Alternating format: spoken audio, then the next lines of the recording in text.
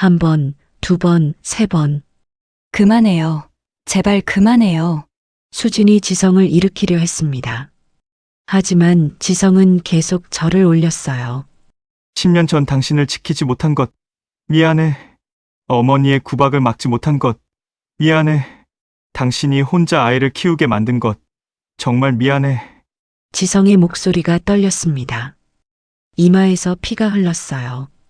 거친 땅바닥에 절을 하느라 찢어진 것이었습니다. 피가 나잖아요. 이제 그만해요.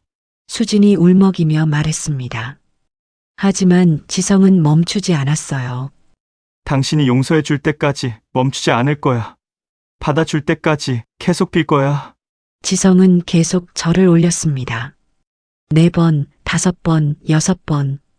이마의 상처가 더 깊어졌어요. 피가 얼굴로 흘러내렸습니다. 주변 거지들이 웅성거렸어요. 저 양반 진심인가 봐. 판서 나리가 저렇게까지 하다니. 어떻게 된 일일까요? 사연을 지금부터 알아보겠습니다.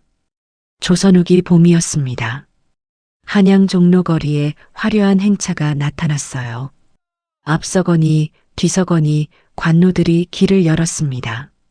사람들이 길 양옆으로 비켜섰어요. 이조판서 나리 행차시오. 물러서시오. 관노들의 외침이 거리에 울려 퍼졌습니다.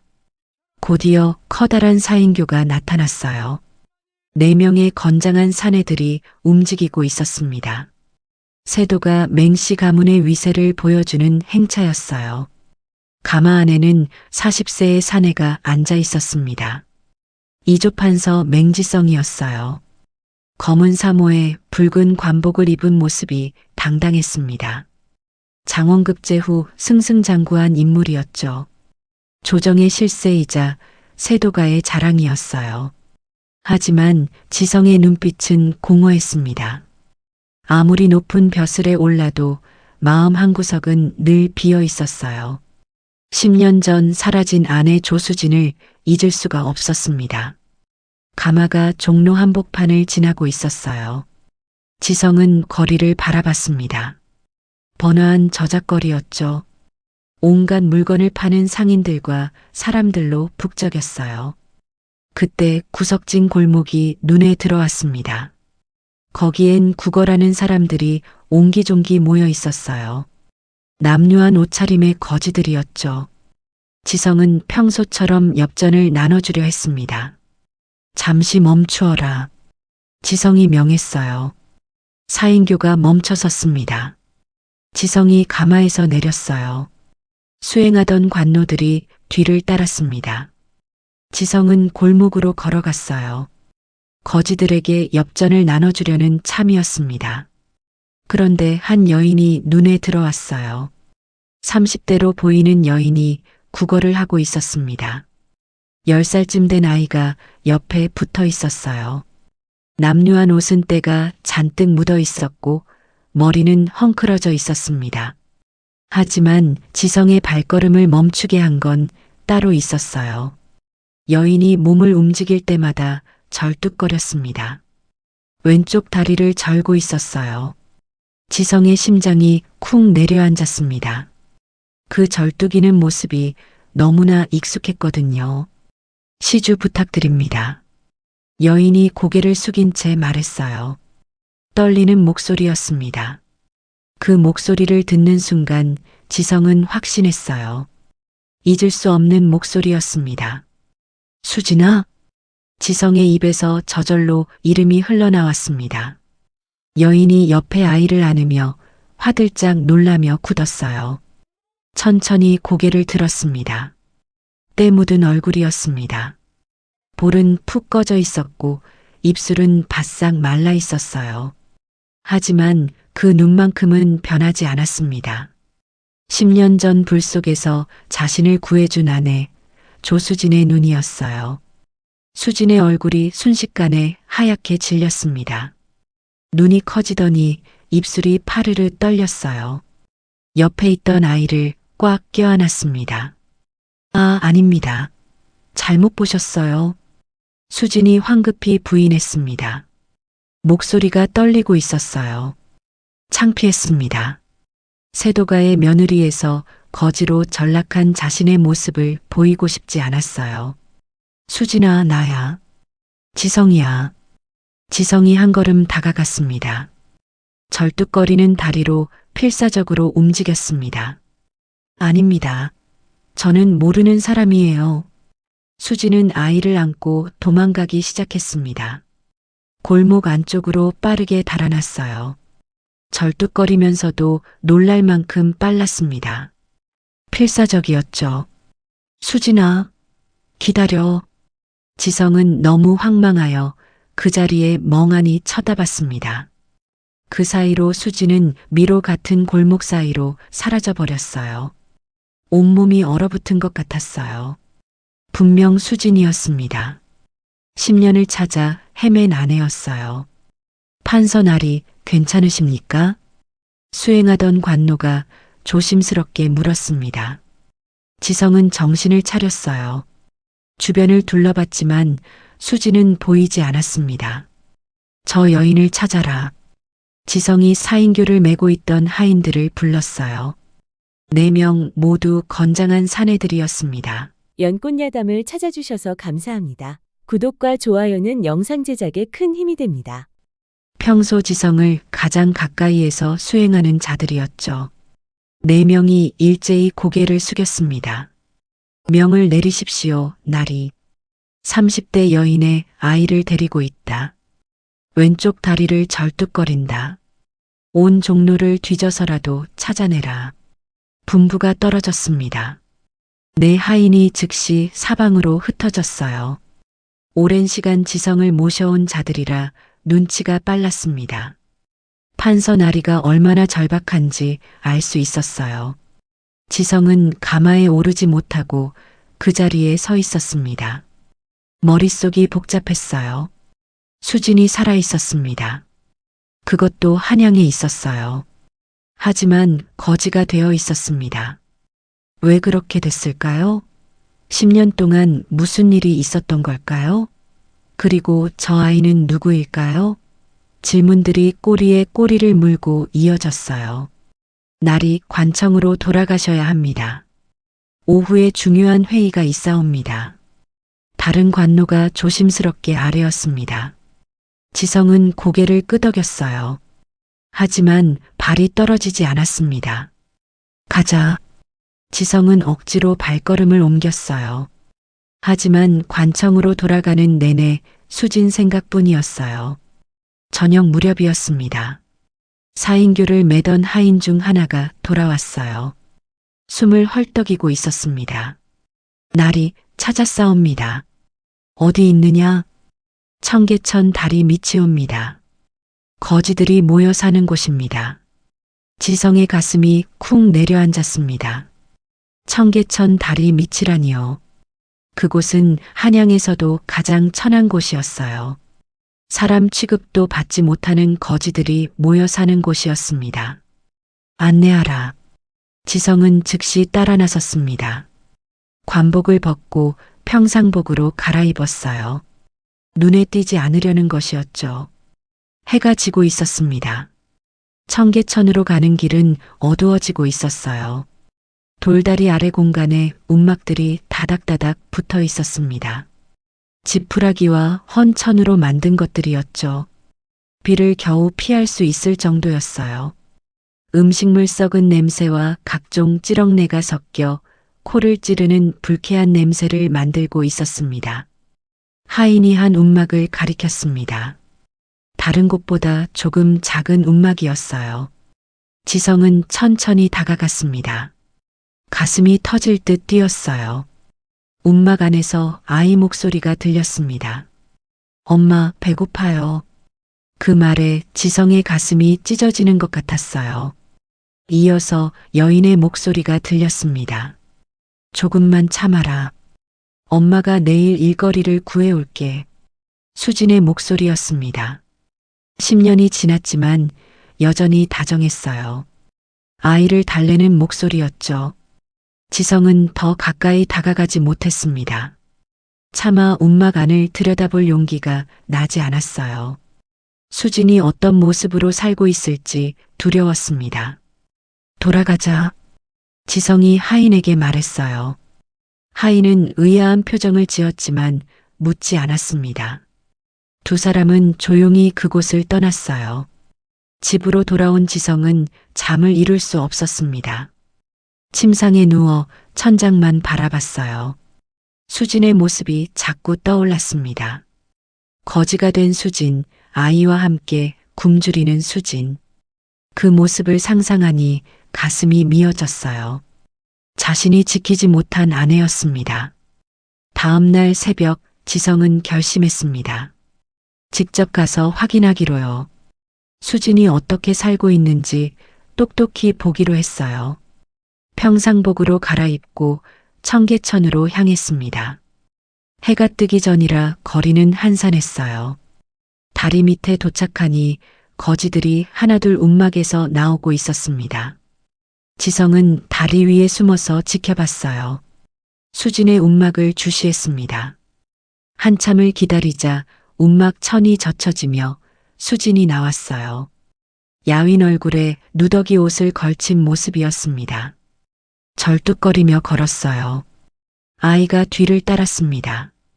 아이도 헐벗은 것이나 다름없었죠. 수진은 냇가로 갔습니다. 차가운 물에 손을 담갔어요. 얼굴을 씻었습니다. 아이도 같이 씻었어요. 물이 얼마나 차가운지 둘 다 이를 떨고 있었습니다. 세수를 마친 수진은 아이의 손을 잡고 어디론가 걸어갔어요. 지성이 멀찍이 따라갔습니다. 수진은 시장 어귀에 도착했어요. 거기서 국어를 시작했습니다. 땅바닥에 앉아 손을 내밀었어요. 아이도 옆에 앉았습니다. 지나가는 사람들에게 고개를 숙였어요. 시주 부탁드립니다. 수진의 목소리가 바람에 날려왔습니다. 떨리는 목소리였어요. 창피함과 굴욕이 섞여 있었습니다. 대부분의 사람들이 외면했어요. 누군가는 침을 뱉기도 했습니다. 거지를 천하게 여기는 것이었죠. 지성은 그 모습을 보며 주먹을 꽉 쥐었습니다. 피가 얼굴로 몰리고 심장이 쿵쾅거리며 뛰었습니다. 한때는 세도가의 며느리였던 사람이 이런 꼴을 당하고 있었어요. 자신의 아내가 구걸을 하고 있었습니다. 한 시즌쯤 지났을까요? 수진의 손바닥에 놓인 건 겨우 몇 푼뿐이었어요. 그걸로는 끼니 한 끼도 해결하기 어려웠습니다. 수진이 아이에게 뭐라고 말했어요. 아이가 고개를 끄덕이고 어딘가로 갔습니다. 수진은 그 자리에 남아 계속 구걸했어요. 지성은 아이를 따라갔습니다. 아이가 간 곳은 작은 주막이었어요. 뒷마당에서 설거지를 하는 아주머니가 있었습니다. 아이가 아주머니에게 다가갔어요. 아주머니, 심부름 시킬 거 없어요? 뭐든지 할게요.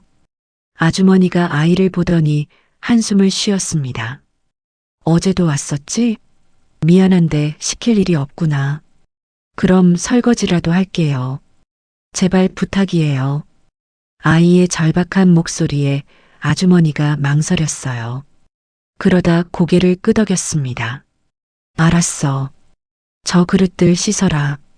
대신 밥 한 그릇 줄게. 정말요? 고맙습니다. 아이는 신이 나서 그릇을 씻기 시작했어요. 작은 손으로 열심히 문질렀습니다. 찬물에 손이 빨개졌지만 멈추지 않았어요. 한 식경쯤 지나자 아이가 설거지를 끝냈습니다. 아주머니가 약속대로 밥을 퍼줬어요. 보리밥에 된장국이 전부였습니다. 하지만 아이의 눈이 반짝였어요. 고맙습니다. 아이는 밥을 먹지 않았습니다. 대신 조심스럽게 보리밥과 된장국을 비벼서 자루에 싸서 품에 안았어요. 엄마와 나눠 먹으려는 것이었죠. 지성은 그 모습을 보고 눈시울이 뜨거워졌습니다. 10살밖에 안 된 아이가 이렇게 살고 있었어요. 저 아이가 혹시 자신의 핏줄이 아닐까요? 그런 생각이 들었습니다. 아이는 밥을 들고 시장으로 돌아갔어요. 수진에게 달려가 밥을 내밀었습니다. 수진이 아이를 끌어안았어요. 잘했구나, 우리 아들. 수진과 아이는 그 자리에서 밥을 나눠 먹었습니다. 한 숟가락씩 번갈아 가며 먹었어요. 서로에게 더 먹이려고 밀고 당기는 모습이 애틋했습니다. 식사를 마친 수진은 다시 자리를 옮겼어요. 이번엔 큰 저택 앞이었습니다. 부잣집 사람들이 시주를 더 많이 한다고 들었나 봐요. 하지만 그곳 타인들이 수진을 쫓아냈습니다. 썩 꺼지지 못해. 대문 앞을 더럽히지 마. 하인이 비를 들고 위협했어요. 수진은 황급히 일어나 도망쳤습니다. 절뚝거리는 다리로 비틀거리며 달아났어요. 그 모습을 본 지성의 눈시울이 붉어지고 뜨거운 숨결이 뱉어졌습니다. 당장 달려가서 수진을 안고 싶었어요. 하지만 참았습니다. 지금은 때가 아니었죠. 저녁 무렵 수진과 아이는 다리 밑으로 돌아갔습니다. 온종일 구걸에서 번 돈은 얼마 되지 않았어요. 겨우 밥 한 끼 사 먹을 정도였습니다. 지성은 그날도 멀리서 지켜만 봤습니다. 다음 날도 그 다음 날도 매일 수진을 따라다니며 관찰했어요. 수진의 하루하루를 지켜봤습니다. 사흘째 되던 날이었습니다. 아이가 또 다른 곳으로 갔어요. 이번엔 서당이었습니다. 마을 어귀에 있는 작은 서당이었죠. 아이는 서당 정문으로 들어가지 않았어요. 대신 뒷담을 타고 넘어갔습니다. 조심조심 움직이는 모습이 익숙해 보였어요. 처음이 아닌 것 같았습니다. 아이는 서당 뒷마당에 숨었어요. 서당 창가 밑에 가서 몸을 숙였어요. 거기서 서당 안을 들여다봤어요. 서당 안에서는 훈장이 아이들을 가르치고 있었습니다. 천지현황 우주홍황. 아이들이 따라 읽었어요. 뒷마당에 숨은 아이도 작은 소리로 따라 읽었습니다. 열심히 외우고 있었어요. 지성은 멀리서 그 모습을 지켜봤습니다. 가슴이 격동되고 벅차올랐습니다. 저 아이가 글을 배우고 싶어 하는구나. 학문의 뜻이 있구나. 한 시즌쯤 지났을까요? 아이는 여전히 창문 밑에서 훈장의 말을 듣고 있었어요. 그런데 갑자기 서당 문이 열렸습니다. 수업이 끝난 모양이었어요. 아이들이 우르르 쏟아져 나왔습니다. 그중 한 아이가 뒷마당으로 왔어요. 너 여기서 뭐해? 들켰습니다. 수진의 아들이 화들짝 놀라 일어섰어요. 도망가려 했습니다. 훈장님, 여기 도둑놈이 숨어 있어요. 아이의 외침에 훈장이 뛰어나왔습니다. 수진의 아들을 붙잡았어요. 이놈, 무슨 짓이냐? 죄송합니다. 그냥 공부가 듣고 싶어서. 공부? 거지 주제에 감히 공부를 엿들어? 이놈아. 훈장이 회초리를 들었습니다. 아이의 종아리를 후려쳤어요. 아이가 비명을 질렀습니다. 으악, 다시는 오지 마라. 다음에 또 오면 관가에 넘기겠다. 훈장은 아이를 서당 밖으로 내던졌어요. 아이가 땅바닥에 나뒹굴었습니다. 무릎이 까져 피가 흘렀어요. 지성은 주먹을 꽉 쥐었습니다. 당장 달려가 훈장을 혼내주고 싶었어요. 하지만 그러면 신분이 드러날 것입니다. 참을 수밖에 없었죠. 아이는 종아리를 만지작거리며 일어났습니다. 눈물을 흘리고 있었어요. 절뚝거리며 시장 쪽으로 갔습니다. 엄마에게 가는 것이었죠. 지성은 그 뒷모습을 보며 가슴이 찢어졌습니다. 학문의 뜻이 있는 아이가 거지라는 이유로 매를 맞았어요. 공부하고 싶다는 게 죄가 됐습니다. 저녁이 되어 수진과 아이는 다리 밑으로 돌아갔습니다. 움막 안에서 수진이 아이의 상처를 보고 놀라는 소리가 들렸어요. 이게 어떻게 된 거냐? 서당에서 훈장님한테 맞았어요. 서당? 내가 서당에 갔다고? 글을 배우고 싶어서요. 몰래 뒷마당에서 듣고 있었어요. 수진의 목소리가 떨렸습니다. 바보 같은 아이. 너는 글을 배울 수 없어. 우리는 거지야. 그래도 배우고 싶어요, 엄마. 아버지처럼 훌륭한 사람이 되고 싶어요. 아버지? 지성의 귀가 쫑긋해졌습니다. 엄마가 말씀하셨잖아요. 우리 아버지는 훌륭한 양반이었다고. 나도 아버지처럼 되고 싶어요. 수진이 한참 동안 아무 말도 하지 않았어요. 그러다 작게 중얼거렸습니다. 그래, 내 아버지는 정말 훌륭한 분이셨지. 지성은 그 말을 듣고 확신했습니다. 저 아이가 자신의 아들이 맞았어요. 수진이 임신한 채로 집을 나간 거였습니다. 그날 밤 지성은 집으로 돌아오지 않았습니다. 청계천 다리 근처에 머물렀어요. 수진과 아이를 계속 지켜보고 싶었습니다. 날이 밝자 수진과 아이가 움막에서 나왔어요. 오늘도 국어를 하러 가는 모양이었습니다. 하지만 수진의 걸음이 평소보다 더뎠어요. 다리를 심하게 절뚝거렸습니다. 엄마, 괜찮아요? 아이가 걱정스럽게 물었어요. 수진이 억지로 웃으며 대답했습니다. 괜찮아. 그냥 조금 아플 뿐이야. 하지만 괜찮지 않았어요. 다리에 무리가 온 것 같았습니다. 며칠 전부터 계속 돌아다니느라 불구인 다리가 더 나빠진 거죠. 수지는 시장 어귀까지 겨우 걸어갔습니다. 그리고는 그 자리에 주저앉았어요. 평소보다 일찍 주저앉은 것이었습니다. 시주 부탁드립니다. 수진의 목소리는 더 떨리고 있었어요. 고통을 참고 있는 목소리였습니다. 지성은 멀리서 그 모습을 보며 가슴이 아팠어요. 한 시즌쯤 지났을까요? 수진의 손바닥에는 여전히 몇 푼밖에 없었습니다. 오늘따라 사람들이 더 인색했어요. 아이가 다시 주막으로 갔습니다. 어제 그 주막이었어요. 뒷마당으로 가서 아주머니를 찾았습니다. 아주머니, 오늘도 일 시켜주세요. 아주머니가 난처한 표정을 지었어요. 미안하지만 오늘은 안 돼. 어제 일감을 다 줬잖니. 제발이요. 엄마가 아프세요. 약을 사야 해요. 아이의 간절한 목소리에 아주머니가 망설였습니다. 하지만 고개를 저었어요. 정말 미안하구나. 일이 없어서 그래. 아이는 고개를 숙이고 돌아섰습니다. 다른 곳을 찾아가 봤지만 모두 거절당했어요. 거지 아이에게 일을 시킬 사람은 없었습니다. 지성은 그 모습을 보며 주먹을 꽉 쥐었습니다. 당장 달려가서 돈을 주고 싶었어요. 하지만 그러면 수진이 또 도망갈 것입니다. 오후가 되자 수진의 상태가 더 나빠졌어요. 얼굴이 창백해지고 식은땀을 흘렸습니다. 다리뿐 아니라 몸 전체가 안 좋은 것 같았어요. 엄마, 엄마. 아이가 수진을 흔들었습니다. 수진이 겨우 눈을 떴어요. 괜찮아. 조금만 쉬면. 수진의 목소리가 희미했습니다.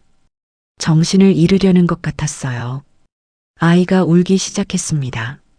엄마, 정신 차려요. 지성은 더 이상 참을 수 없었습니다. 달려가려는 순간 누군가 먼저 다가갔어요. 나이 든 거지 할머니였습니다. 아이고, 이 사람이 왜 이래? 할머니가 수진을 살폈습니다. 이마를 짚어보더니 고개를 저었어요. 열이 많구나. 몸살이야. 약을 먹어야 해. 할머니는 품에서 약초 몇 개를 꺼냈습니다. 늘 지니고 다니는 것 같았어요. 이걸 물에 달여 먹여라. 조금이나마 도움이 될 거야. 고맙습니다, 할머니. 아이가 약초를 받았습니다. 하지만 물을 구할 곳도 끓일 곳도 없었어요. 난감한 표정을 지었습니다. 할머니가 한숨을 쉬었어요. 우리 움막으로 가자. 거기서 끓여줄게. 할머니와 아이가 수진을 부축했습니다. 다리 밑으로 천천히 걸어갔어요. 지성도 멀찍이 따라갔습니다. 할머니의 움막은 수진의 움막보다 조금 컸어요. 작은 화로가 있었습니다. 할머니가 물을 끓이고 약초를 넣었어요. 한참을 끓인 후 수진에게 먹였습니다. 수진이 약을 마시고 조금 진정됐어요. 하지만 여전히 힘들어 보였습니다. 며칠은 쉬어야 할 거야. 몸이 많이 상했어. 하지만 쉬면 굶어야 해요. 국어를 못하잖아요. 아이의 말에 할머니가 안타까운 표정을 지었어요. 그래도 어쩌겠니? 몸이 이러면 움직일 수가 없어. 수지는 그날 할머니 움막에서 쉬었습니다. 아이는 혼자 국어를 나갔어요. 10살 아이가 혼자서 돈을 벌어야 했습니다. 지성은 아이를 따라갔어요. 아이는 시장 곳곳을 돌아다녔습니다. 사람들에게 손을 내밀었지만 모두 외면했어요. 썩 꺼져. 어린 것이 구걸이나 하고. 한 상인이 아이를 밀쳤습니다. 아이가 넘어졌어요. 그래도 일어나 다시 다른 곳으로 갔습니다.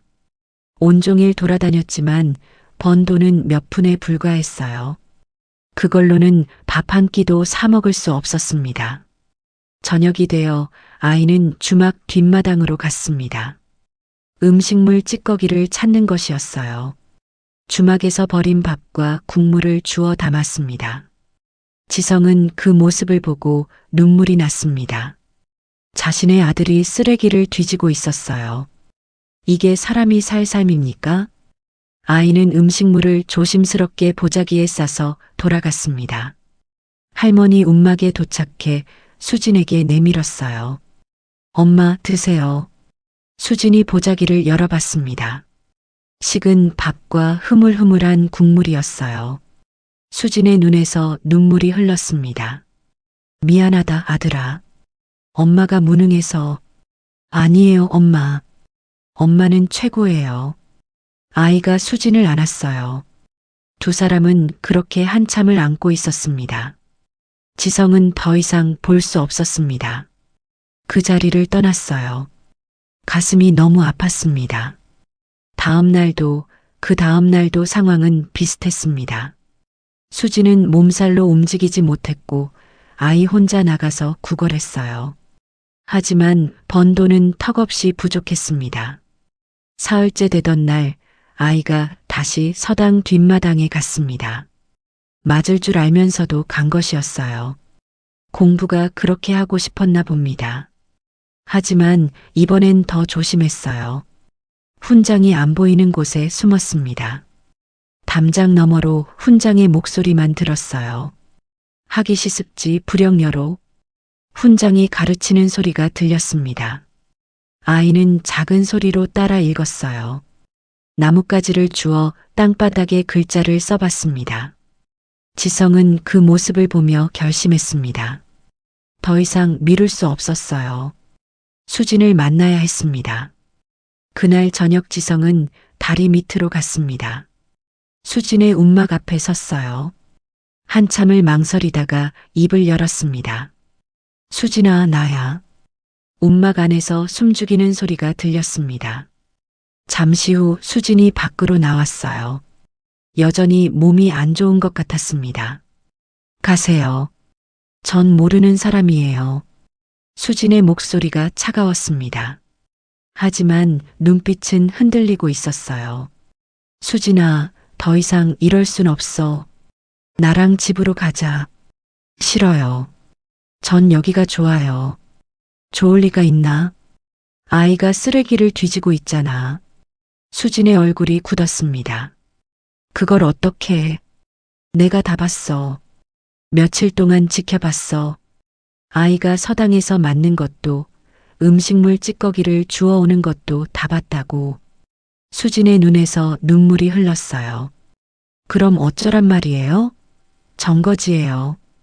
당신 곁에 있을 자격이 없어요. 무슨 소리야? 당신은 내 아내야. 아니에요. 전 10년 전에 이미 버림받았어요. 수진의 목소리가 커졌습니다. 쌓였던 감정이 터져 나왔어요. 전불 낸 죄인이잖아요. 온 동네 사람들이 다 알아요. 불구몸으로 집안 망신만 시킨 며느리잖아요. 그건 거짓말이야. 당신은 죄인이 아니야. 지성도 목소리를 높였습니다. 당신은 내 목숨을 구했어. 불 속에서 나를 구해냈잖아. 그런데 어떻게 죄인이야? 그래도 전 수진의 목소리가 떨렸습니다. 지성이 한 걸음 다가갔어요. 수진아, 제발 돌아와줘. 아이를 생각해서라도. 아이 얘기는 하지 마세요. 수진이 소리쳤습니다. 움막 안에서 아이가 나왔어요. 엄마를 보호하려는 듯 앞에 섰습니다. 엄마를 괴롭히지 마세요. 아이의 눈빛이 또렷했습니다. 지성은 아이를 바라봤어요. 자신을 꼭 닮은 눈이었습니다. 넌 내 아들이지? 지성이 조심스럽게 물었어요. 아이가 수진을 돌아봤습니다. 수진은 고개를 저었어요. 아니에요. 제 아들은 다른 사람 자식이에요. 거짓말. 저 아이는 내 핏줄이야. 누가 봐도 나를 닮았어. 지성의 확신에 찬 목소리에 수진이 할 말을 잃었습니다. 부인할 수 없었어요. 아이는 정말로 지성을 빼닮았습니다. 그래요. 서방님 아들 맞아요. 하지만 데려가실 순 없어요. 왜? 전부를 낸 죄인이잖아요. 그런 엄마를 둔 아이가 세도가에서 살 수 있겠어요? 수진의 말에 지성은 가슴이 막혔습니다. 수진이 왜 이렇게 고집을 부리는지 이제야 알 것 같았어요. 10년 전 누명을 쓴 것이 여전히 수진을 괴롭히고 있었습니다. 세도가의 며느리라는 자존심 그리고 아들을 위한 모성이 뒤섞여 있었어요. 수진아, 그 누명은 내가 벗겨줄게. 진실을 밝혀낼 거야. 어떻게요? 10년이 지났는데요. 방법이 있어. 나를 믿어줘. 지성의 간절한 목소리에도 수진은 고개를 저었습니다. 믿을 수 없어요. 10년 전에도 그렇게 말씀하셨잖아요. 하지만 결국 전 쫓겨났어요. 그건 지성이 할 말을 잃었습니다. 사실이었어요. 10년 전 자신은 수진을 지키지 못했습니다. 이번엔 다를 거야. 약속해. 약속은 이미 깨졌어요. 10년 전에요. 수진은 그 말을 남기고 움막 안으로 들어가 버렸습니다. 아이도 따라 들어갔어요. 천막이 닫혔습니다. 지성은 그 자리에 한참 서 있었습니다. 수진의 마음을 돌리기가 쉽지 않을 것 같았어요. 하지만 포기할 수 없었습니다. 수진과 아이를 구해야 했어요. 그것이 10년 전 자신의 잘못을 바로잡는 길이었습니다. 다음 날 새벽 지성은 관청으로 돌아갔습니다. 며칠 동안 자리를 비워 일이 쌓여 있었어요. 하지만 일이 손에 잡히지 않았습니다. 온통 수진과 아이 생각뿐이었어요. 오후에 신복 중 하나를 불렀습니다. 가장 믿을 만한 자였어요. 너에게 특별한 임무를 맡기겠다. 분부하십시오, 나리. 청계천 다리 밑에 여인과 아이가 있다. 매일 그들이 무엇을 하는지 관찰하고 보고하라. 단 절대 들키지 마라. 알겠사옵니다. 신복이 물러갔습니다. 지성은 직접 갈 수 없을 때 신복을 통해 수진을 지켜보기로 한 것이었어요. 그날 저녁 신복이 보고를 올렸습니다. 날이 여인이 빨래를 하러 냇가로 갔사옵니다. 남의 빨래를 받아서 하는 것 같았습니다. 빨래를? 네. 큰 저택의 하녀가 빨랫감을 가져왔습니다. 한 보따리에 몇 푼을 받더이다. 지성은 고개를 끄덕였어요. 수진이 구걸만으로는 부족해서 품팔이를 시작한 모양이었습니다. 계속 지켜보라. 다음 날도 신복이 보고했습니다. 여인이 종일 냇가에서 빨래를 했사옵니다. 다리가 불편한데도 쉬지 않고 일했습니다. 아이는 시장에서 구걸을 했고요. 지성의 가슴이 아팠습니다. 수진이 무리하고 있었어요. 다리가 아픈데도 빨래를 하다니요. 그날 지성은 직접 냇가로 갔습니다. 멀리서 수진을 지켜봤어요. 수진은 차가운 물에 손을 담그고 빨래를 하고 있었습니다. 손이 빨개졌고 물에 불어 있었어요. 겨울이 끝나고 봄이 왔지만 물은 여전히 차가웠습니다. 수진은 이를 악물고 빨래를 문질렀어요. 한 보따리를 다 빨고 나자 다른 보따리가 기다리고 있었습니다. 수진은 잠시 쉬지도 않고 계속 일했어요. 지성은 그 모습을 보며 주먹을 꽉 쥐었습니다. 한때는 세도가의 며느리로 귀하게 자란 사람이었어요. 하녀들이 모시던 사람이었습니다. 그런 사람이 이제는 하녀들의 빨래를 하고 있었어요. 해가 지고 나서야 수진이 빨래를 끝냈습니다. 빨래를 들고 주인 집으로 가서 돈을 받았어요. 몇 푼에 불과했습니다. 수진은 그 돈을 꼭 쥐고 시장으로 갔어요. 쌀을 조금 샀습니다. 겨우 한 끼 먹을 정도였죠. 그리고 아이가 기다리는 다리 밑으로 돌아갔습니다. 엄마. 아이가 달려와 수진을 안았어요. 수진도 아이를 꼭 안았습니다. 오늘은 어땠니? 몇 푼 벌었어요. 이거요. 아이가 손바닥을 폈습니다. 구걸에서 번 돈이 몇 푼 있었어요. 수진이 아이의 머리를 쓰다듬었습니다. 잘했어, 아들. 우리 착한 아들. 두 사람은 움막으로 들어갔어요. 작은 화로에 불을 지폈습니다. 쌀을 씻어 밥을 지었어요. 밥이 다 될 때까지 한참이 걸렸습니다. 그 사이 아이가 물었어요.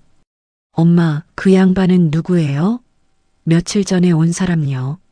수진의 손이 잠시 멈췄습니다. 아무도 아니야. 그냥 지나가는 사람이야. 거짓말. 엄마가 우는 거 봤어요. 아는 사람이 맞죠? 수진이 한숨을 쉬었어요. 옛날에 알던 사람이야. 하지만 이제는 남이야. 왜요? 우리는 다른 세상 사람이 되었어. 그분은 높은 벼슬아 치고 우리는 거지야. 하지만 그분이 엄마를 찾아온 것 아니에요? 그래도 안 돼. 우리가 그분 곁에 있으면 방해가 될 뿐이야. 아이는 더 묻지 않았습니다. 하지만 표정이 어두웠어요. 밥이 되자 두 사람은 함께 먹었습니다. 반찬은 없었어요. 그냥 밥만 먹었습니다. 하지만 둘 다 맛있게 먹었어요. 식사를 마친 후 아이가 말했습니다. 엄마, 저 글을 배우고 싶어요. 수진의 얼굴이 어두워졌어요. 우리는 글을 배울 수 없어. 돈이 없잖니. 그럼 혼자서 배울래요. 서당 뒤에서 듣고 있으면 되잖아요. 안 돼. 또 맞으면 어떡하니. 수진의 목소리가 커졌습니다. 며칠 전 아이가 맞은 것이 생각났어요. 괜찮아요, 엄마. 조심하면 안 들켜요. 안 된다고 했잖아. 수진이 단호하게 말했습니다. 아이는 입을 다물었어요. 하지만 눈빛은 여전히 간절했습니다. 그날 밤 지성은 다리 근처에서 잠을 청했습니다. 하지만 잠이 오지 않았어요. 수진과 아이의 대화가 자꾸 떠올랐습니다. 아이가 글을 배우고 싶어 한다는 것, 하지만 수진이 맡고 있다는 것. 당연했어요. 돈도 없고 신분도 없는데 어떻게 글을 배우겠습니까? 하지만 아이에게는 재능이 있었습니다. 지성이 보기에도 영특했어요. 제대로 가르치면 훌륭한 선비가 될 수 있을 것 같았습니다. 다음 날 아침 아이가 혼자 밖으로 나왔습니다. 수진은 아직 자고 있었어요. 아이는 조심스럽게 서당 쪽으로 갔습니다. 지성이 따라갔어요. 아이는 어제처럼 뒷마당에 숨었습니다. 나무 뒤에 몸을 감추고 훈장의 강의를 들었어요. 군자무 종식지간이군 조부림에. 훈장의 목소리가 울려 퍼졌습니다. 아이는 작은 소리로 따라 읽었어요. 그리고 땅바닥에 글자를 썼습니다. 한 시즌쯤 지났을까요? 수업이 끝났습니다. 아이들이 서당 밖으로 쏟아져 나왔어요. 수진의 아들은 재빨리 담을 넘어 도망쳤습니다. 하지만 그때 한 아이가 봤어요. 훈장님, 또 그 거지 아이가 왔었어요. 훈장이 뛰어나왔습니다. 하지만 이미 아이는 사라진 뒤였어요. 훈장이 혀를 찼습니다. 저런 천한 것이 감히 학문을 엿듣다니. 다음에 잡히면 관가에 넘기겠다.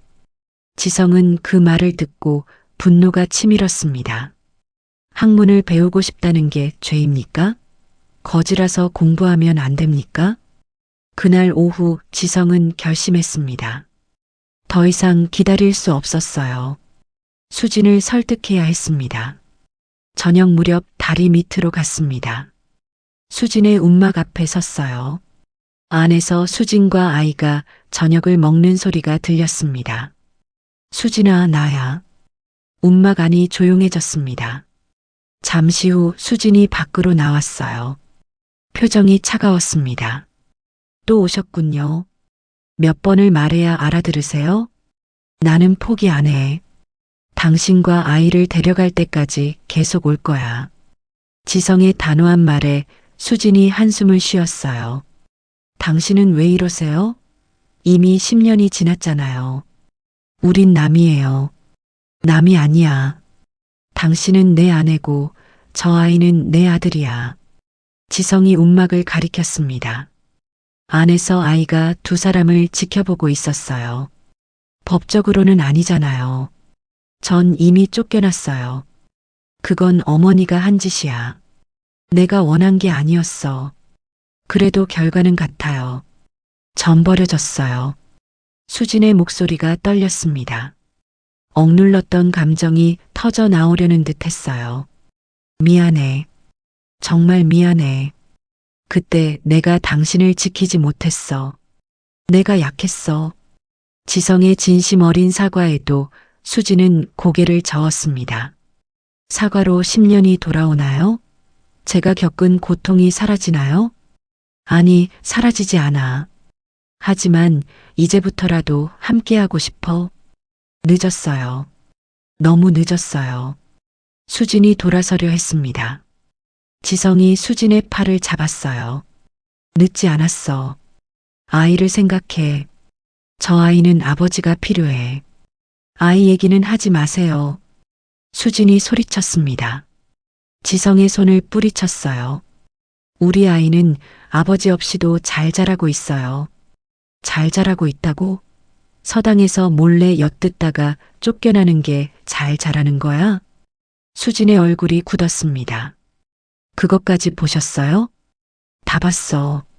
아이가 얼마나 공부하고 싶어 하는지. 하지만 기회가 없어서 훔쳐듣는 거 다 봤다고. 그래서요? 그게 서방님과 무슨 상관이에요? 내 아들이잖아. 내 아들이 제대로 교육도 못 받고 거지로 살고 있어.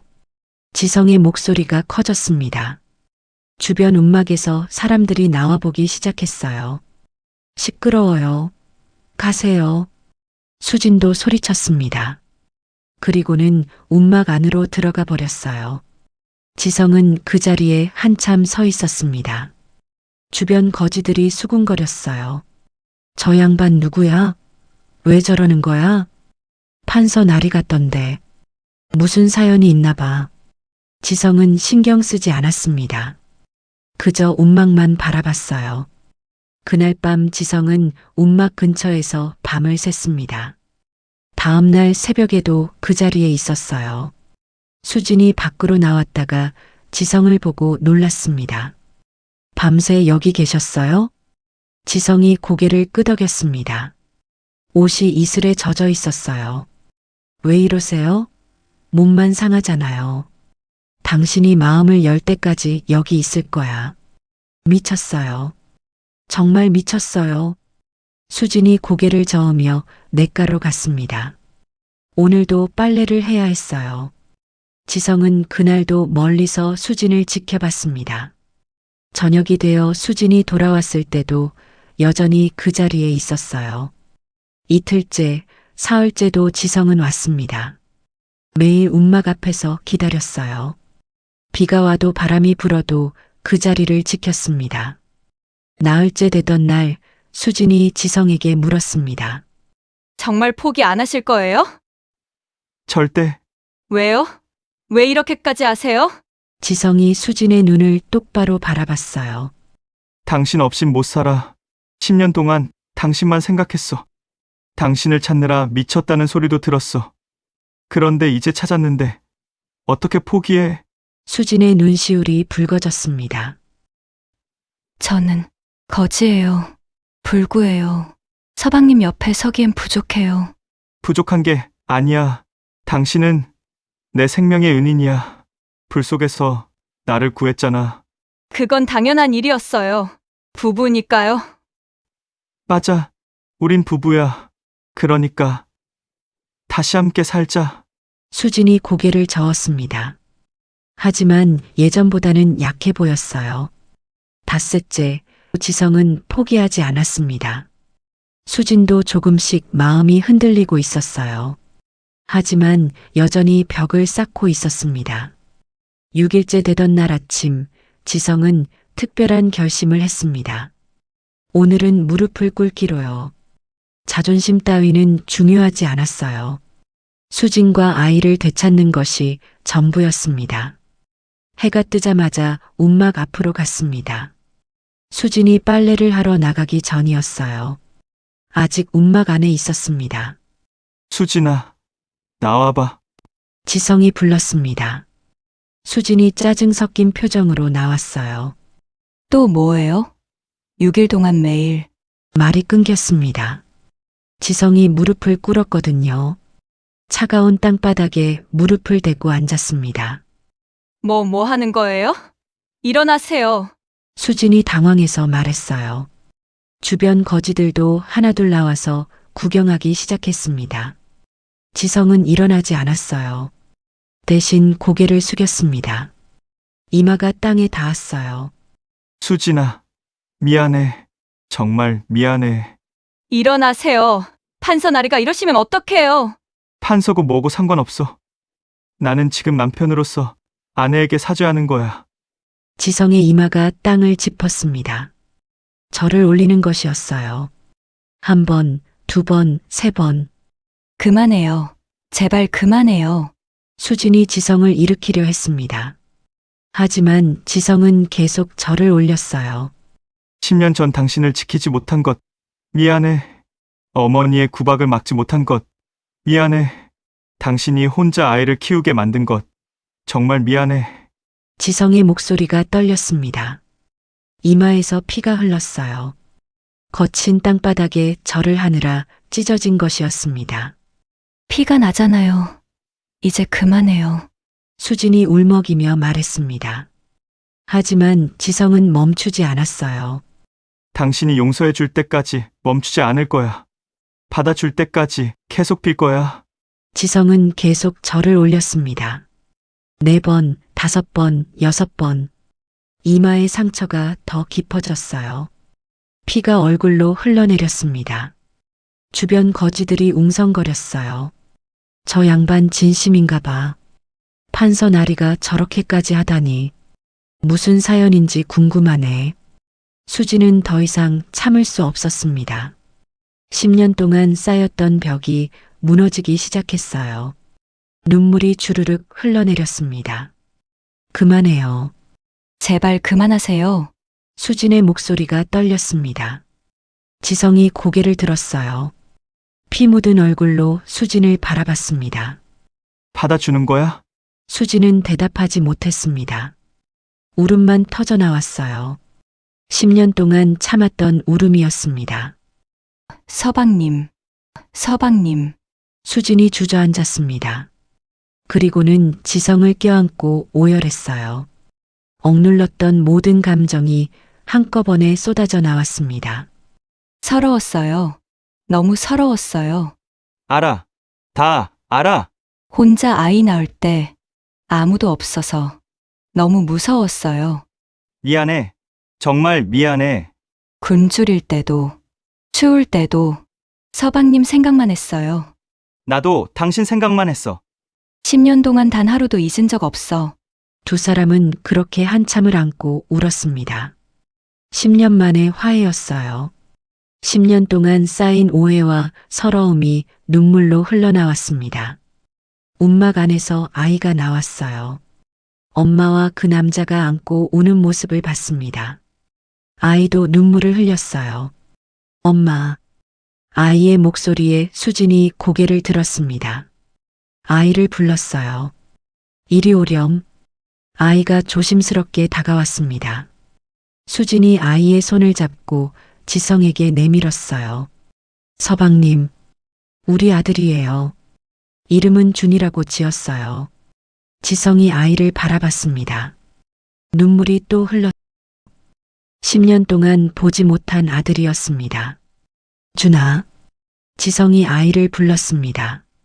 아이가 수줍게 대답했어요. 네. 나는 내 아버지야. 그 말에 아이의 눈이 커졌습니다. 그리고는 눈물이 주르륵 흘렀어요. 정말요? 정말 제 아빠예요? 그래. 늦어서 미안하다.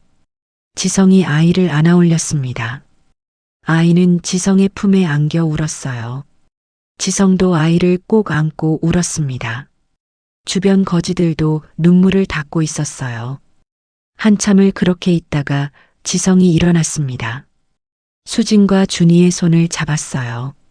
이제 집으로 가자. 하지만 시어머님은요? 걱정하지 마. 내가 다 해결할 거야. 정말 괜찮을까요? 수진이 불안한 표정을 지었습니다. 10년 전 기억이 떠올랐거든요. 이번엔 달라. 약속해. 내가 당신과 준이를 지킬 거야. 지성의 확고한 목소리에 수진이 고개를 끄덕였습니다. 이제는 믿어보기로 했어요. 잠깐만요. 짐을 챙길게요. 수진이 움막으로 들어갔습니다. 하지만 챙길 게 거의 없었어요. 옷가지 몇 벌이 전부였습니다. 이걸로 끝이야? 지성이 물었습니다. 수진이 쓸쓸하게 웃었어요. 거지가 뭐가 있겠어요. 지성의 가슴이 또 아팠습니다. 10년 동안 이렇게 살았다니요. 괜찮아. 이제 필요한 건 다 해줄게. 세 사람은 다리 밑을 떠났습니다. 거지들이 배웅했어요. 특히 약초를 주던 할머니가 수진의 손을 잡았습니다. 잘 살아라, 아가. 행복해야 한다. 고마웠어요, 할머니. 할머니 덕분에 버틸 수 있었어요. 두 사람은 서로를 껴안았습니다. 할머니도 눈물을 흘렸어요. 지성은 수진과 준이를 데리고 이조관청으로 갔습니다. 우선 씻기고 옷을 갈아입혀야 했어요. 관아에 도착하자 하인들이 놀랐습니다. 판서 나리가 거지 모자를 데리고 온 것이었거든요. 물을 데워라. 그리고 깨끗한 옷을 준비하고. 지성의 명령에 하인들이 부산하게 움직였습니다. 목욕물을 준비하고 새 옷을 가져왔어요. 수진과 준이는 목욕을 했습니다. 10년 만에 제대로 된 목욕이었어요.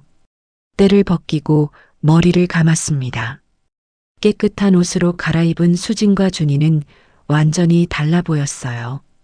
때가 벗겨지니 수진은 여전히 아름다웠습니다. 준이도 깨끗하니 영특해 보였어요. 지성이 두 사람을 보며 미소 지었습니다. 이제 좀 사람 같네. 수진이 수줍게 웃었어요. 오랜만에 짓는 웃음이었습니다. 이제 집으로 가자. 하지만 시어머님이. 수진이 또 걱정했습니다. 지성이 수진의 손을 꽉 잡았어요. 내가 있잖아. 걱정하지 마. 세 사람은 맹씨 가문의 저택으로 향했습니다. 큰 사인교를 타고 갔어요. 수진과 준이는 처음 타보는 사인교에 긴장했습니다. 저택에 도착하자 하인들이 일제히 나와 맞이했어요. 하지만 수진을 보고 모두 놀랐습니다. 저분이 누구시옵니까? 하인 하나가 조심스럽게 물었습니다. 지성이 대답했어요. 우리 집 안주인이시다. 네. 하인들이 경악했습니다. 10년 전 사라진 안주인이 돌아온 것이었어요. 큰마님께 아뢰어라. 며느리가 돌아왔다고.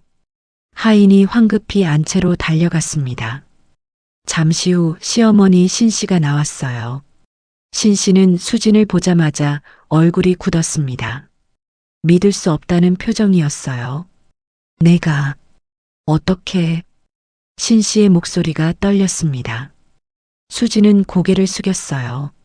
어머님, 지성이 앞으로 나섰습니다. 어머님, 수진을 데려왔습니다. 무슨 짓이냐? 내보내라. 신씨가 소리쳤습니다. 하지만 지성은 단호했어요.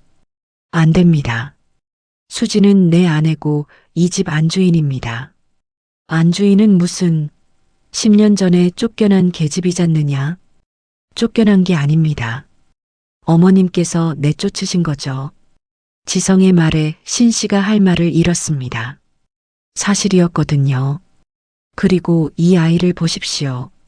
지성이 준이를 앞으로 데려왔습니다. 신씨가 준이를 봤어요. 눈이 커졌습니다. 이 아이가 제 아들입니다. 어머님의 손자고요. 신씨는 충격을 받은 듯 비틀거렸습니다. 하녀가 부축했어요. 10년 전, 그때 이미, 그렇습니다. 수진이 임신한 채로 집을 나간 겁니다. 어머님 때문에요. 지성의 말에 신씨는 할 말을 잃었습니다. 그리고는 돌아서서 안채로 들어가 버렸어요. 수진이 불안한 표정으로 지성을 봤습니다. 지성이 수진의 손을 꽉 잡았어요. 괜찮아. 내가 해결할 거야. 지성은 수진과 준이를 사랑채로 안내했습니다. 10년 전 불이 났던 그 사랑채는 다시 지어져 있었어요. 여기서 지내. 하지만 여긴 지성이 수진의 말을 막았습니다. 10년 전 일은 잊어. 이제 새로 시작하는 거야. 수진이 고개를 끄덕였습니다. 준이는 신기한 듯 사랑채를 둘러봤어요. 여기가 우리 집이에요? 그래. 이제 여기가 내 집이야. 우와. 준이가 기뻐서 뛰어다녔습니다. 지성과 수진은 그 모습을 보며 미소 지었어요. 그날 밤 지성은 어머니를 찾아갔습니다. 신씨는 안채에서 차를 마시고 있었어요. 표정이 굳어 있었습니다. 어머니, 할 말씀이 있습니다. 아무 말도 하지 마라. 듣고 싶지 않다. 그래도 해야 할 말입니다. 지성이 단호하게 말했습니다. 10년 전 불, 어머니께서 내셨죠? 신씨의 찻잔이 흔들렸습니다. 그리고 그 죄를 수진에게 뒤집어 씌우셨습니다. 닥쳐라. 신씨가 소리쳤습니다. 하지만 지성은 멈추지 않았어요. 하인들이 다 자백했습니다. 금옥이 직접 말했어요. 어머니께서 시키셨다고.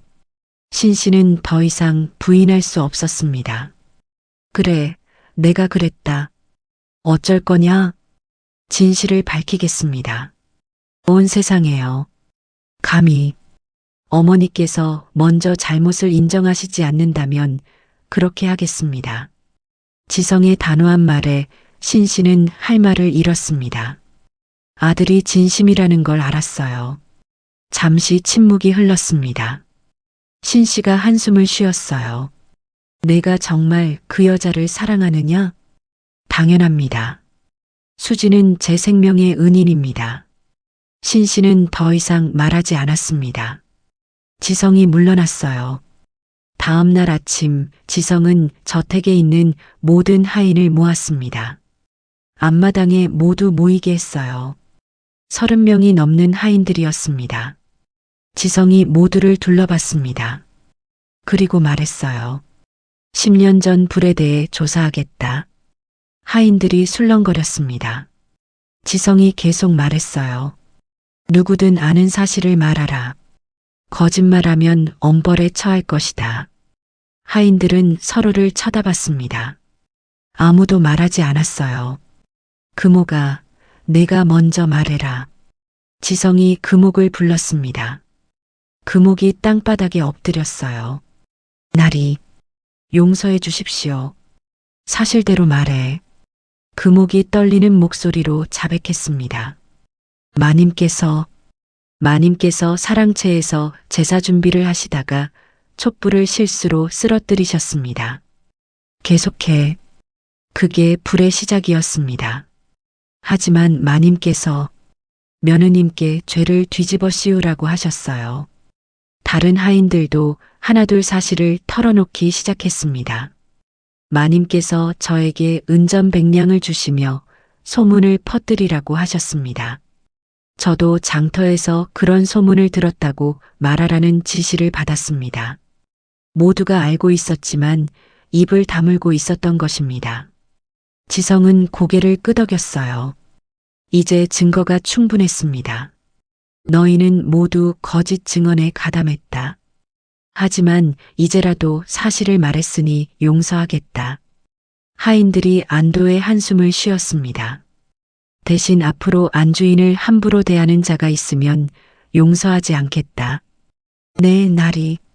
하인들이 일제히 대답했습니다. 지성은 즉시 관가로 가서 문서를 작성했습니다. 10년 전 불에 대한 진실을 기록한 문서였어요. 하인들의 증언을 모두 담았습니다. 그리고 이 문서를 조정에 제출했어요. 동료 관리들이 놀랐습니다. 맹판서, 이게 무슨 일이오? 10년 전 잘못을 바로잡으려 합니다. 하지만 이건 당신 어머님을 고발하는 것 아니오? 사실을 밝히는 것입니다. 지성의 단호한 태도에 동료들은 더 이상 말하지 못했습니다. 소문은 금세 퍼졌어요. 맹판서가 어머니를 고발했다는 소문이 한양을 떠들썩하게 만들었습니다. 효자가 어찌 어미를 고발하느냐? 아니야, 진실을 밝히는 거라더라. 세도가 맹씨 가문이 발칵 뒤집어졌대. 사람들의 반응은 엇갈렸습니다. 어떤 이는 지성을 비난했고 어떤 이는 지지했어요. 집안에서는 큰 소동이 벌어졌습니다. 친척들이 모여들었어요. 지성아, 이게 무슨 짓이냐? 큰아버지가 소리쳤습니다. 가문의 명예를 생각해라. 진실을 밝히는 것이 명예를 지키는 일입니다. 지성은 물러서지 않았습니다. 신씨는 방에 틀어박혀 나오지 않았어요. 며칠 동안 아무것도 먹지 않았습니다.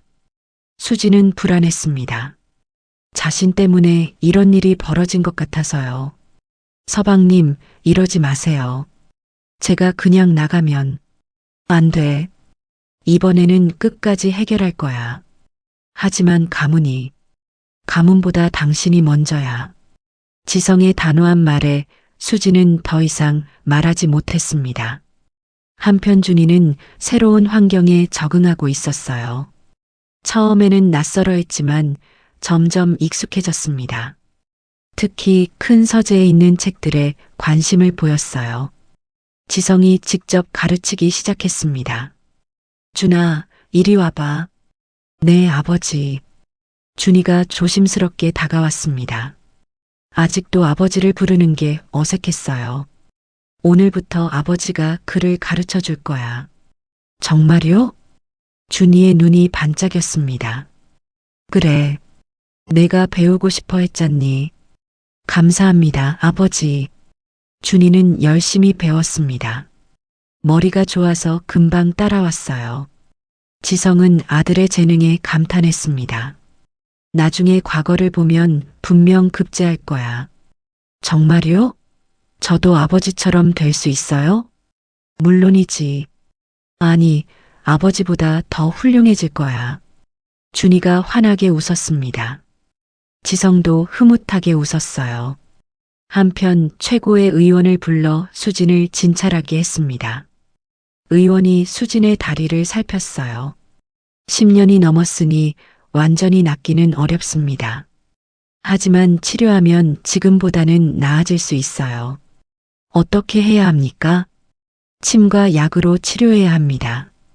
그리고 매일 따뜻한 물로 찜질하고요. 비용은 상관없으니 최선을 다해 주십시오. 의원은 매일 찾아와 치료했습니다. 수진의 다리에 침을 놓고 약을 발랐어요. 그리고 따뜻한 물로 찜질했습니다. 한 달쯤 지나자 효과가 나타났어요. 수진이 걸을 때 덜 절뚝거렸습니다. 좀 나아진 것 같아요. 수진이 기뻐했습니다. 지성도 안도했어요.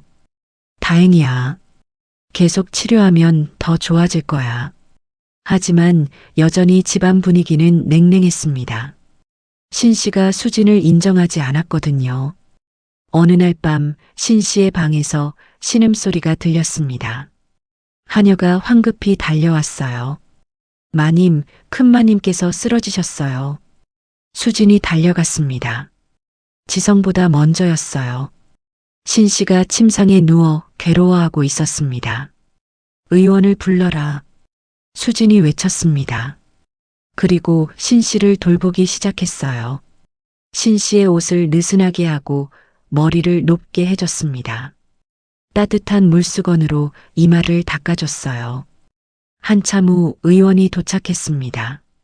진찰을 하고 약을 지어줬어요. 과로와 스트레스입니다. 푹 쉬셔야 해요. 의원이 말했습니다. 신 씨는 천천히 안정을 찾았어요. 다음 날 아침 신 씨가 눈을 떴습니다. 곁에 수진이 앉아 있었어요. 밤새 곁을 지킨 모양이었습니다. 내가 왜? 제 시어머니시잖아요. 수진의 담담한 대답에 신 씨는 할 말을 잃었습니다. 내가 너한테 그렇게 모질게 했는데 다 지난 일입니다. 아니다. 지나간 일이 아니야. 신 씨의 목소리가 떨렸습니다. 내가 짐승만도 못한 짓을 했구나. 어머님, 너는 우리 지성이를 구했는데 난 너를 쫓아냈어. 신 씨의 눈에서 눈물이 흘렀습니다. 평생 눈물을 보이지 않던 사람이었어요. 용서해다오. 이 늙은이를 용서해다오. 신 씨가 수진 앞에 무릎을 꿇으려 했습니다. 수진이 황급히 말렸어요. 어머님, 안 됩니다. 어찌 며느리 앞에 무릎을 꿇으십니까? 내가 무릎 꿇어야 마땅하다. 내게 저지른 죄가 얼마나 큰데. 그래도 안 됩니다. 어머님은 어머님이십니다. 수진의 말에 신 씨는 더욱 울음을 터뜨렸어요. 내가 어떻게 속죄를 해야 하느냐? 그냥 이제부터라도 잘 지내면 됩니다. 수진의 너그러운 말에 신 씨는 더욱 부끄러워졌습니다. 며칠 후 신 씨는 결심했습니다. 진실을 세상에 알리기로요. 직접 마을을 돌아다니며 사람들에게 말했습니다. 10년 전 불은 내가 냈소. 며느리는 무고하오. 사람들이 경악했어요. 세도가의 안주인이 직접 잘못을 인정하다니요. 내가 거짓말로 며느리를 쫓아냈소. 내 며느리 조수진은 불 속에서 내 아들을 구한 효부요. 소문은 금세 퍼졌습니다. 사람들은 수진을 동정했고 신 씨를 재평가했어요. 잘못을 인정하다니 대단하시네. 세도가라도 사람은 사람이구나. 신 씨는 장터에도 나가고 우물가에도 갔습니다. 어디서든 진실을 알렸어요. 내가 악인이요. 착한 며느리를 모함한 악인이요. 사람들의 반응이 바뀌기 시작했습니다. 수진에 대한 오해가 풀렸어요. 신 씨는 절에도 다녀왔습니다. 스님 앞에 무릎 꿇고 참회했어요. 제가 큰 죄를 지었습니다. 무고한 며느리에게 죄를 뒤집어 씌웠습니다. 속죄하는 마음이 있다면 보살님께서 용서하실 것입니다. 스님의 말에 신 씨는 100일 기도를 시작했어요. 매일 절에 가서 기도했습니다. 집으로 돌아온 신 씨는 완전히 달라져 있었어요. 수진에게 다정하게 대했습니다. 수진아, 오늘 기분이 어떠니? 좋습니다, 어머님. 다리는 좀 나아졌니? 네, 많이 좋아졌어요. 신 씨는 손자 준이도 끔찍이 아꼈습니다. 준아, 할머니가 미안하구나. 내가 태어날 때 곁에 있어주지 못해서. 괜찮아요, 할머니. 이제 함께 있잖아요. 준이는 할머니를 원망하지 않았어요. 어린 마음에도 할머니가 진심으로 뉘우치고 있다는 걸 알았습니다. 신 씨는 수진에게도 정성을 다했어요. 직접 약을 다려주고 다리를 주물러줬습니다. 내 다리가 이렇게 된 게 다 내 탓이다. 아닙니다, 어머님. 제가 선택한 일입니다. 아니다. 내가 너를 쫓아내지 않았다면 10년을 고생하지 않았을 게다. 신 씨의 진심 어린 뉘우침에 수진도 마음을 열었습니다. 조금씩 어머니와 며느리의 정이 쌓여갔어요. 3년이 지났습니다. 맹지성은 이조판서에서 우의정으로 승진했어요. 세도가 맹씨 가문은 더욱 번성했습니다. 수진은 정의품 정경 부인이 되었어요. 다리도 많이 나아져서 이제는 거의 절뚝거리지 않았습니다. 완전히 낫지는 않았지만 일상생활에는 지장이 없었어요. 준이는 13살이 되었습니다. 그를 깨우치고 경서를 읽기 시작했어요. 총명하기로 소문이 자자했습니다. 아버지, 이 구절의 뜻을 모르겠어요. 준이가 책을 들고 지성에게 물었습니다. 지성이 설명해 줬어요. 이건 이런 뜻이란다. 알겠니? 아, 그렇구나. 감사합니다, 아버지. 준이는 열심히 공부했습니다. 미래의 과거를 보기 위해서였어요. 신 씨는 손자의 공부를 지켜보며 흐뭇해했습니다. 준아, 열심히 공부해라. 할아버지처럼 훌륭한 벼슬아치가 되어라. 네, 할머니. 하지만 명심해라. 벼슬보다 중요한 건 사람이다. 신 씨의 말에 준이가 고개를 끄덕였어요. 가문의 체면보다 가족이 먼저다. 힘이 있다고 약한 사람을 짓밟아선 안 돼. 네, 할머니. 명심하겠습니다. 신 씨는 10년 전 자신의 잘못에서 깨달은 교훈을 손자에게 전하고 있었습니다. 불타는 집에서 남편을 구한 신부의 이야기, 10년을 거지로 살아도 절개를 지킨 여인의 이야기, 그리고 끝까지 아내를 찾아 헤맨 남편의 이야기였죠. 진정한 사랑이 무엇인지, 진정한 용서가 무엇인지, 그리고 진정한 가족이 무엇인지 보여주는 이야기였으니까요. 불 속에서 시작된 사랑은 죽음으로도 끝나지 않았습니다.